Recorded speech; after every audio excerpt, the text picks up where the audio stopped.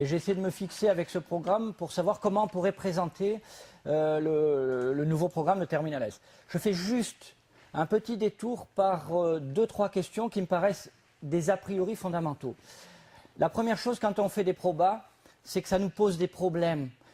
C'est rare qu'on s'engueule à la cantine sur la méthode pour enseigner l'équation de la droite en prenant 2 points A et B et en disant que AM est collinaire à AB. En général, ça ne suscite pas de drame. Par contre, sur les probabilités, vous savez tous que parfois on n'est pas d'accord sur l'énoncé, sur sa forme. On a oublié de préciser quelque chose, donc évidemment la moitié des élèves comprennent comme on pensait qu'ils ne comprendraient pas. Parfois on n'est pas du tout les mêmes pratiques. Il y a des enseignants qui définissent tout, qui regrettent la période où on définissait l'univers de manière systématique et qui ont changé pour faire des probabilités conditionnelles. Alors il fallait redéfinir l'univers de référence, etc. Et ça c'est vrai que du coup les pratiques sont incroyablement différentes. Je vous montre juste 2 exemples. Pour définir une variable aléatoire qui fait partie bien sûr du programme de première, il va y avoir de tout à rien. Il y a des enseignants qui ne le définissent pas du tout. Ils vont faire 3 exercices, ils vont dans les exercices parler de ce que c'est une variable aléatoire, ils vont dire voilà ça s'appelle une variable aléatoire, et ils ne vont pas mettre dans le cours une trace d'ordre théorique en disant on appelle variable aléatoire.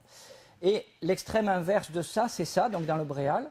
La définition de la variable aléatoire, elle prend une demi-page. Elle est en 4 points et on prend tout. C'est extrêmement rigoureux. C'est parfaitement rigoureux d'ailleurs. C'est comme ça qu'on devrait le définir au niveau du supérieur. Mais est-ce que c'est vraisemblable au niveau du lycée? Ben ça, c'est à chacun. Chacun a sa pratique des élèves, sa propre culture. Et parfois, ça amène à des différences extrêmes. Donc je vous fais grâce de tout le détail. Mais j'aime bien, parce que je suis allé sur Internet, je regardais un peu qu'est-ce qu'il y avait comme définition d'une variable aléatoire sur Internet. Il y en a une que j'aime beaucoup, c'est celle-ci. Lors de la formation, concept abstrait et inutile continue d'être utilisé dans certains manuels, probablement pour montrer aux biologistes qui raisonnent sur du concret que les mathématiciens sont indispensables pour faire des statistiques.